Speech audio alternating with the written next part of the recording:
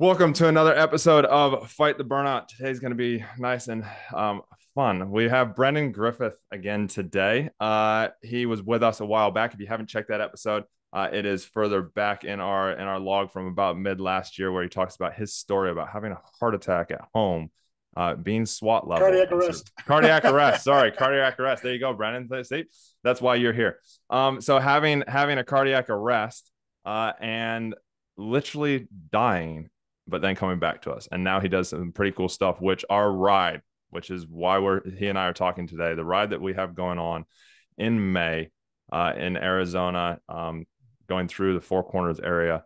We're going to talk about the impact of that, but all the proceeds are going to Brendan, his not-for-profit, Griffith Blue Heart. Before we dive into everything, tell us a little bit about Griffith Blue Heart and a little bit of your backstory real quick, Brendan, so that viewers and listeners, kind of have that, and then we'll dive into other things. Absolutely. Griffith Blue Heart is a 501c3 nonprofit. And what we do is we prepare, train, and equip law enforcement for time sensitive medical emergencies. It is definitely a passion project for me. Cardiac arrest has had a huge impact on my life. And it even took my life briefly about 9 years ago. I was 26 years old when I dropped dead in front of my wife. I collapsed into my bookshelf and put my head through the wall. My wife called 911, started CPR on me. A fellow officer was the first on scene. He was not equipped with an AED, but he did a phenomenal job working on me until about the 9.5 minute mark when fire and EMS arrived. And they pulled my body in the living room where they got more room to work. According to their logs, I think I was finally resuscitated in like 16 and a half minutes. So I was dead for 16 and a half minutes before I was given a second chance. And it put a defibrillator in my chest, and literally overnight I lost my spot on my SWAT team. I didn't know if I had a job anymore. They basically went to push me out the door and were like, he's damaged goods, there's no way he can go back to the field. And I had to fight for my job. I had to go back to I had to bring in experts. And when I got back to the field, that's when I realized how unprepared and how underutilized law enforcement is when it comes to resuscitation emergencies. We're already on scene 90% of the time first. We're already doing CPR. We're already pulling kids from pools. We're already responding to athletes and plugging bullet holes and putting tourniquets on and using Narcan. Why aren't we focused on high performance resuscitation? And why aren't cops getting the life-saving tools we need in AEDs? So we kind of created this nonprofit to help not just get AEDs in the hands of law enforcement, but implement systems of care and raise resuscitation training to a higher caliber. Nah, man, it's so important. I know when I was a cop, even when I was doing VIP protection stuff, we had higher level stuff, but still our first aid and our CPR, and that was your basic bare minimum that you get taught in corporate. Literally the same exact thing. Except for then we were taught about tourniquets. We were taught about, you're sucking chest wounds and putting the I can't remember what they're called, but the patches and that on it, doing the nostril tube to get an airway. But that was about it. So how is yours different to others? And how does it help? How do you help prevent that stuff that stuff happening? Because I know you talk a lot about that as well. Well, you said it yourself, man. Most of the training we get is leftover and it's not focused for law enforcement. We might be lucky if we get like a CPR AED or stop the bleed refresher every 1 to 5 years. And it's some video, it's tailored to corporate America. You call 911, you get an AED, and cops don't give a shit about it. We go in there because we have to. There's nothing tailored towards us. They got mannequins on tables. They spend all 30 seconds pushing on a clicker mannequin, and they go, hey, you're certified, get out there.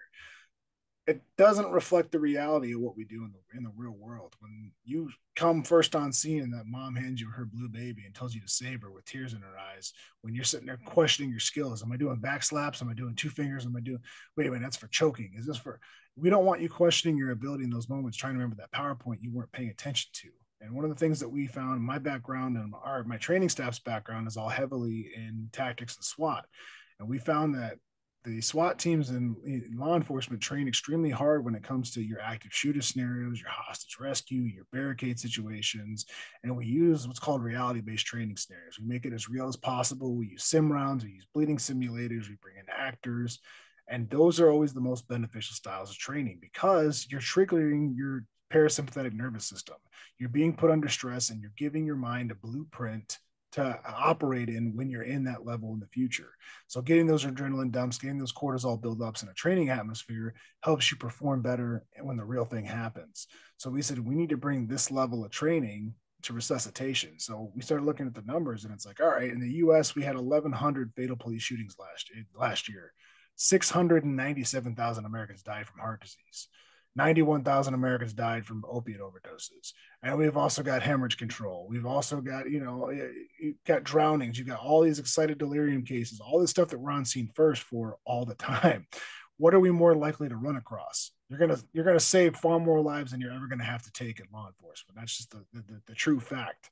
So we wanted to create a program that takes officers and focuses it on them. We wanted to incorporate preservation of evidence. We want to incorporate tactics. We want to incorporate officer safety. We want them to think under stress, and we want to test their skills. And we use high-tech feedback mannequins. We use bleeding simulators.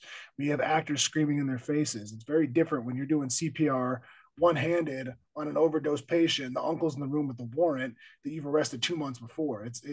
We want them to think about how they're going to handle these situations, and we put them under stress and make them do triage. And it's a very much a crawl, walk, run methodology. We start in classroom, very low stress, and we do all the didactic phases. Then we jump into the skills building, where they're using wound cubes, they're doing tourniquets, they're doing CPR, and they're doing CCR on feedback mannequins. They're building their skill set. They're building their muscle memory. But the whole last half of the day is the reality-based training scenarios where they're under stress, and that's where we're finding officers are really, really excelling. We're going back 6 months to a year later after these courses, and officers are still at extremely high levels, better, in fact, than your nurses and a lot of your ER staff. So that's a little bit of the way that our resuscitation program has changed. It's made for law enforcement by law enforcement, and we are significantly impacting resuscitation scores. That's amazing, man. I know you've done a lot of research on like what causes the heart disease and what causes the cardiac arrest in officers as well. Tell us a little bit about that. So there was actually a study done at Harvard School of Medicine back in 2014 that showed that first responders, particularly law enforcement, are at a 70 times higher risk for heart disease. Now, it's important to remember that heart disease is a blanket term, right? Heart disease encompasses stuff like myocardial infarctions, known as heart attacks, your heart failures, and your cardiac arrests.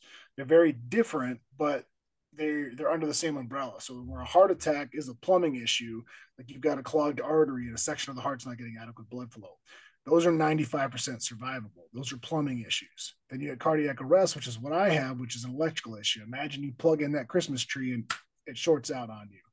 That's what cardiac arrest is. From the time you're in the womb to the day you die, your heart sends these electrical impulses that cause the four chambers to beat in the right sequence. One misfire is all it takes, and it can happen to anyone, anywhere, and they drop dead. Now, with law enforcement, there's a whole bunch of contributing factors that increase our heart disease. I mean, for one, sleep deprivation is a huge complication in law enforcement. Police are not getting enough sleep, and it's not always their fault. Between shift differentials, between court, between training and our other responsibilities, our kids have to go to school. We have to still have a life outside of it. We have to go to doctor's appointments. We have to do all these other mandatory functions for work.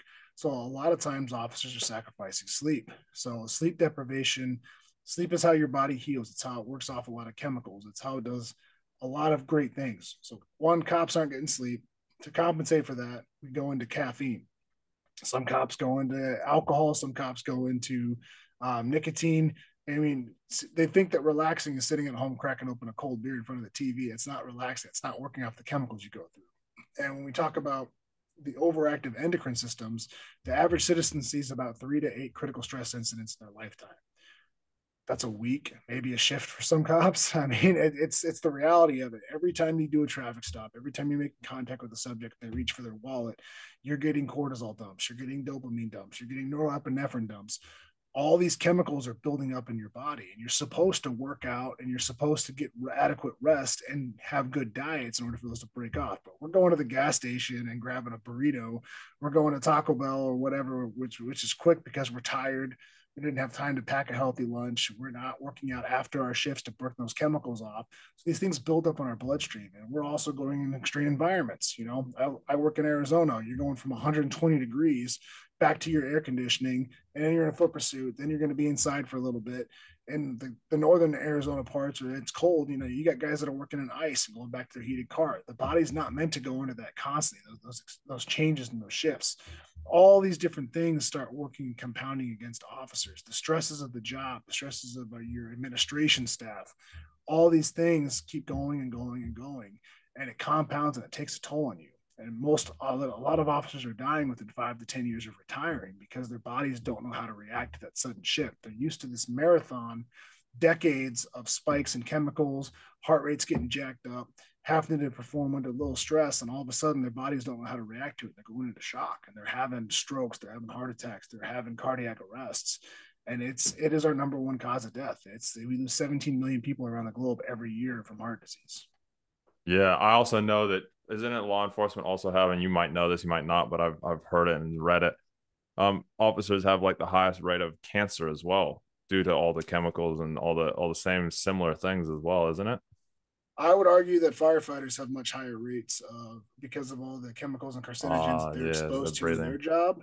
But I don't have specific data to quote that for you. I'd have to look further into to give you some more adequate details. But yes, there are higher rates of cancer. There are higher rates of heart disease. I mean, we are at I think we're at a 25 times higher risk to die on duty from heart disease than we are a violent encounter with a suspect. And if you look at most first responders, we have a 15 to 20-year less life expectancy than the public we serve. Now, I Yeah. don't know about you, but I was never told that when I was in the academy. They don't tell you that when you're signing up for the job, and they tell you about how honorable it is. And it is. There's nothing like this job. I love it when you find that missing kid, when you get to put someone behind bars that truly deserves it. There's nothing like that feeling when you get to save a life. But there is a cost, and there Mm. is a toll that goes on your bodies. There's a toll that goes on your family life. There's a toll that attacks every aspect of who you are. And if you don't manage it and mitigate it and take care of those things, it can be detrimental to your health.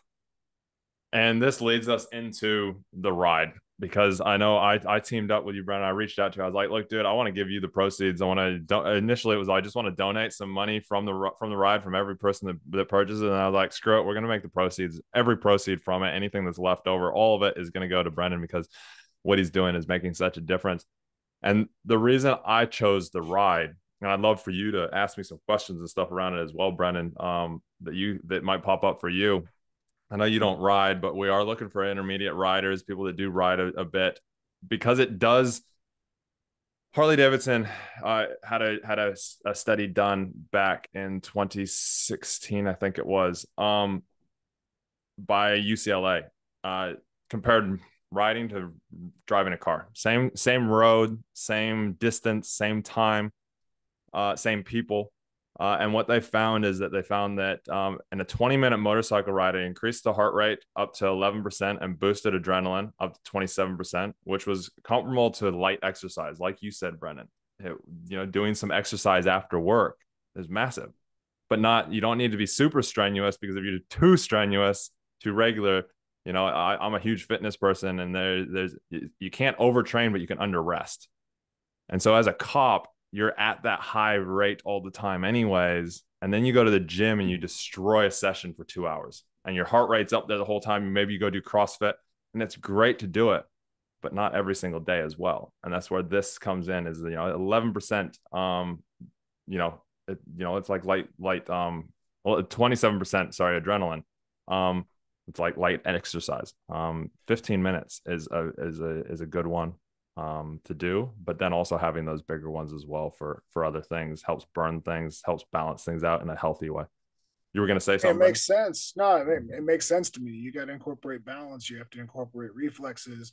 You have the thrill of the ride. You have the speed. There's a lot more intuition. There's a lot more that goes into motorcycle riding than there is sitting in a vehicle and kind of going on cruise control. You know what I mean? I do it. the I do it a stakes lot. are a lot My wife higher. hates So. it when I go from riding a lot to then driving the car. She's like, "Man, it's like you're not even paying attention." I was like, "I got 4 tires on the road and I got a cage around me. I mean, this is easy." And it stops when I put my foot on the brake really hard. Um, but the study also showed that there's a decrease in the levels of stress hormone cortisol. And you talked a bit about that. It decreases up to 28% in 20 minutes of riding. So That's huge. I mean, a lot of cops, like you talk about at the end of your shift, just having fatigue when you've done a 10, 13, 16-hour shift and you're just exhausted and you're mentally spent. A lot of guys are not making the time to go work off those chemicals. They're just like, yeah, I'm going home, I'm taking my vest off, I'm having a beer, I'm going to crawl into bed. and it sits in your bloodstream. It's almost toxic. It sits in your body, and you're not working those chemicals off in a healthy way, and your glands are so fatigued from over actively producing these chemicals. And being able to have a healthy way and be able to unplug. I mean, cops do not take enough vacation. Cops do not take enough time to unplug, to take care of themselves and their mental health. And I mean, I see the same thing with survivors as well, who are just on the opposite side of the spectrum, where cops are always telling you, I'm fine, and ignoring all the warning signs. The cardiac arrest survivors I'm dealing with are on the other side. They know all the warning signs, they know exactly what it could lead to, so they're hyper vigilant and they're overly corrective of it, and they're panicked, and there's anxiety and all kinds of stuff. So being able to take those moments to unplug and go with a coach or go with somebody else to really look at your life, to be able to do a physical activity, to be able to get out in nature, getting exposed to sunlight and vitamin D and getting some fresh air, and being able to unplug from your everyday um, grind is so important for maintaining your mental health and keeping your identity outside of what you do. Because I mean, like after my cardiac arrest, my identity was way too entwined with being a cop. You know, I thought this is who I am. No, that's not who I was. It's what I do, and that's something that I had to come to grips with. And being able to really start thinking about what my life was going to look like at this point, because I busted my butt for so long to become a cop. I was a DT instructor. I was an FTO. I just made my SWAT team, and literally in a heartbeat, I lost my spot on my SWAT team, and I may not have a job tomorrow. I may not be able to provide for my family. Cops don't think about, you know, what's going to happen tomorrow if I'm in a car accident, or if I have a stroke or an aneurysm and I can't do this job anymore. You know, so being able to take those times and these opportunities to start learning about, you know, financial health, having backup plans, learning what you're good at, learning what you're passionate about, finding out who you are and what you can do is so valuable, because you can have a plan B and you can start saying, no, this is not who I am. This is what I do. And I'm going to be successful at whatever I put my mind to. It's like you read the website. Or chatted with you a little bit. Yeah, we have It's like chatted a I've been little on the bit. show before. Yeah, I think you have been. I think you have been. No, you know, and off the back of that, that is why I put this trip together. You know, my backstory: I was a police officer here in New Zealand, originally from California. Police officer here in New Zealand for 7.5 years, and burned out. Like literally, was burning my life to the ground. Was miserable, depressed, anxiety. Never diagnosed, but my counselor was like, "You most likely have PTSD from all the crap that you see, that we all see."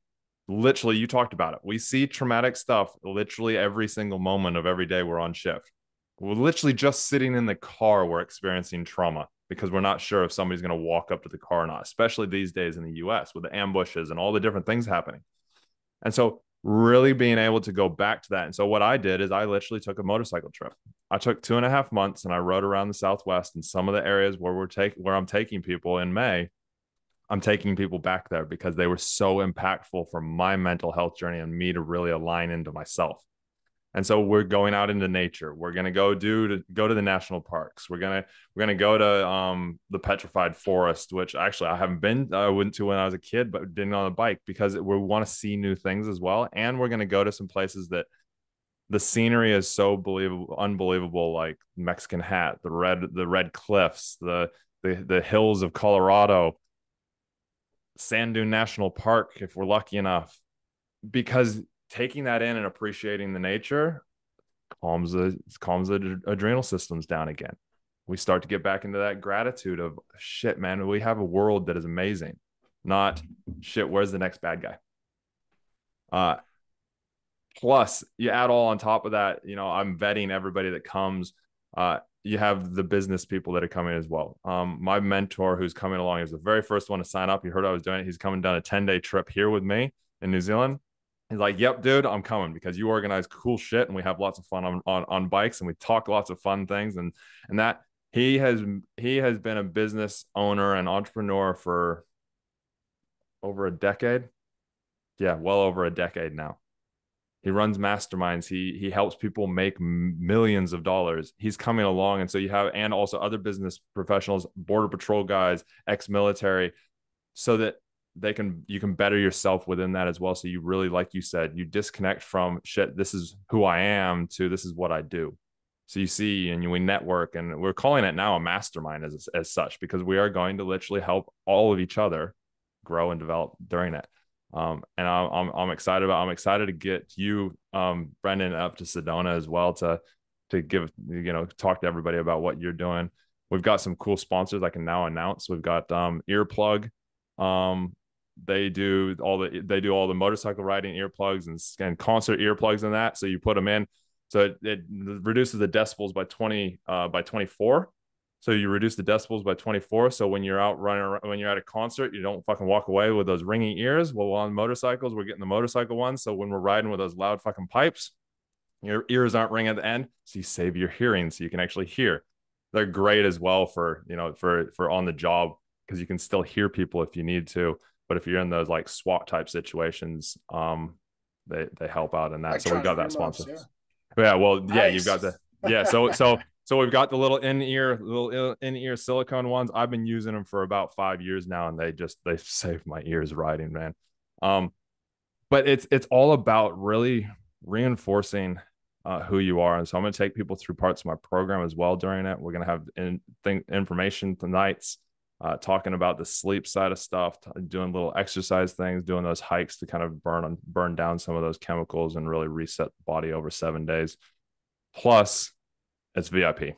You pay the cost of the trip, full coverage once you get to Sedona, and you don't have to worry about anything on it. You just ride, enjoy yourself, and look after yourself. So can't beat it, man. I'm so glad you guys are talking about the physiological aspects. I mean, understanding how your body works, understanding the need for sleep, the understanding the way to work out, the breathing control, learning how to deal with stress. I mean, all of those things are so vital, and they help me throughout my mental health roller coaster after surviving cardiac arrest. I had a lot to go through, and Lieutenant Colonel Dave Grossman's book on combat really helped me understand what I experienced, especially in my death, from the time distortions to the auditory exclusion to the tunnel vision to all the weird stuff that happens to your body in critical stress incidents, and how these chemicals build up, and being able to figure out healthy ways to deal with that, but also combining the mental side of it. They have to be paired. You have to have that mind, body, and spirituality. You have to be able to connect all three of those to really be the best version of yourself. And I love the fact that you're combining all those aspects into this trip to help people. Yeah, man. I mean, I'm a huge fitness person, so there's going to be little fitness things, nothing super crazy, because we're going to be, it's about riding, and it's about resetting that. But it's learning what you can do after the ride, so that you don't burn out, you don't have this adrenal fatigue after the ride, and the ride is a reset. So you're resetting during the ride, learning everything during it. So then when you go back to your station, when you go back to your job, when you go back to where you go, or back to your life, you can implement these new tools, and you don't have to implement all of them. And there's going to be a ton of them. You just take a couple of them away, and it's going to instantly save your life from, cardiac arrest, save your life from divorce, and all the other things that come along with our lovely profession. That, it makes such a difference. But it is one of the hardest jobs in the world. But I say it's the hardest, but the best job in the world. And I do miss it. But I know, just like you miss it, you'll never. I couldn't quit, man. I'm still reserve. So I've been in law enforcement since 2008, and I couldn't walk away from it, man. But I really saw the potential in how many lives we could save. You save one life, it brings on eternity. And we have been able to quadruple survival in the cities we've implemented our programs in. And being able to make that kind of impact, I'm like, how selfish would I be to just go back to kicking doors if I can implement programs at entire police agencies and save so many lives? What am I doing with my second chance? 1,000 people are going to die today across the U.S. from cardiac arrest. They're not going to get this opportunity. I constantly have a reminder every time I look at my kids. They wouldn't be here had I died that day. I mean, I have a visual reminder in these little human beings every single day, every hug I get from them. So I still couldn't walk away from the job. I had to still be able to be a part of it, to be able to put that badge on and contribute, whether it be in training or the other side. So I'm still reserve, but I'm not on the streets like I used to. I'm not working 40, 60 hours a week and chasing after warrants and doing patrol and being an FTO anymore, but it's still very fulfilling. Nah, hey man, if they had reserve here, I'd still be one as well. So it's one of those things. We love it. Brennan, do you have any questions or anything that you wanted to say? Obviously, we've been talking a bit about this trip for over 6 months now. When I first kind of came up with the idea, I was like, oh, Brendan, I want to do this and I want to give it to you. Just to reiterate for everybody that's listening, to find out more about this, my mentor just literally bought the domain this morning and now has everything redirecting to the lean into it. But it's motorcyclemastermind.com. The Well, I think motorcyclemastermind.com. Just go to that. The other thing that I wanted to say is, Brendan, so that people know what kind of at minimum is coming to you from that, if they're worried, if they want to know about the charity side, at least $500 from each ticket sold is going to it. And I literally have scraped down the cost of this as much as I can, but there is a $1,500 motorcycle rental in it as well. So if you want to bring your own bike, you can cut that price down. But yeah, that's what it is. What questions you got, Brendan? no, I like it, but I think that to sweeten the pot, if it makes sense for your program, maybe me and my director of training should throw in a little bit of training for the group. Go out there and show you guys a little bit of hemorrhage control, a little bit of CPR, a little bit of AED applications, and make sure you're outfitted for your trip. Should anything happen, you guys come across anything, I want to make sure you have the equipment you need. So we'll make sure Griffith Blue Heart hooks you and your team up with the stuff you need to save a life if you need to. But if you want it and you want to include it in there, maybe we can, on that first day in Sedona, we can teach you guys a little wound packing, a little tourniquet application, or maybe some high performance CCR. Yeah, man. No, I just got goosebumps. So it's definitely a real thing. We're gonna make it happen. We'll do it that first day when everybody arrives, before we go to dinner and that after we get bikes, because I know you're gonna be there. So we'll just need to sort out. You and I we'll connect around after this, around kind of where we might be able to run it and we'll go from there because you know the area best. Because one of the things we've noticed a lot, especially with first responders, which I know you work with a ton of them, is that our family members get so complacent. You know, if anything ever happens, my wife's a cop, or everything ever happens, my husband's a firefighter. So they always count on us to be the hero, to be out there, but we're at the highest risk of going down. How many of us have prepared our spouses? How many of us have prepared our roommates, our kids, for the likelihood that we're going to go down? Most cops, most firefighters don't have an AED in their home. They might have a bleeding control kit in their vehicle or when they're out and about, but they're not prepared for it. So let's not only increase their mental health and their spiritual side and their physical health through this program, but let's teach them how to save a life and how to go back and show their family members how to do it as well. Give them more empowerment. I love it, man. And even the civilians that are coming along, it's going to be great for them because, again, the same thing. You never know when you're going to come across a car crash, when you're going to come across a cardiac arrest, when you're going to come across something, and knowing what to do at that higher level than just your basic first aid that you probably did 5-10 years ago. Yeah, I love it, Brendan. I much appreciate that. It's going to be good. Sounds good, man. I love it. I can't wait to meet everybody. I can't wait to get up there with some of my crew. And we've got some of our instructors live in Northern Arizona where you guys are going to be riding. We go up there and mountain bike in Sedona all the time. And a couple of our lead guys, we outfitted Sedona PD and Flagstaff PD in a lot of the areas you're going through. We prepared, train, and equip. So you guys will be in good hands if anything happens. I appreciate it, man. It's going to be good. So if anybody is looking, wants more information around it, go to motorcyclemastermind.com. We'll put that link down in the chat. We'll put Brendan's not-for-profit links and that down in the chat as well, and his contact through LinkedIn. Should you need want to know more about him or about me, anything that you'd like to say or finish off with, Brendan? Well, one of the things I always try to end off in is, I've been given a unique chance. I've been given a second chance at life that a lot of people haven't. 17 million people are going to die this year from heart disease. And I always make it a point to earn each day that I've been given. It's become my mantra and my motto. So at the end of each day, I got to look at, was I a good husband? Was I a good father? Did I help somebody? Did I make an impact? Did I do something to earn my second chance? So when I meet my maker, I can tell them that I made the most of every day. I always encourage everybody else to do the same. Look at your life and say, hey, if I was to go into cardiac arrest tonight, does my spouse know how much I love them? Was I there for my kids? Let the petty crap go. Focus on being the best version of yourself and earn each day you're given.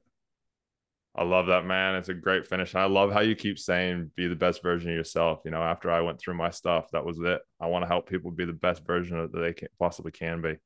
And so I can now see why we line up so much. It's all about that version. Till next time, guys, thank you for listening. Hope to see you on the ride. If you do ride, make sure you keep that rubber on the ground. If you are a first responder, stay safe out there. Take care of yourself. Take a big, deep breath real quick. That's going to calm yourself down. It's going to calm your adrenals and that down as well. Just shift that focus. And yeah, we love you all. And till next time, we will talk soon.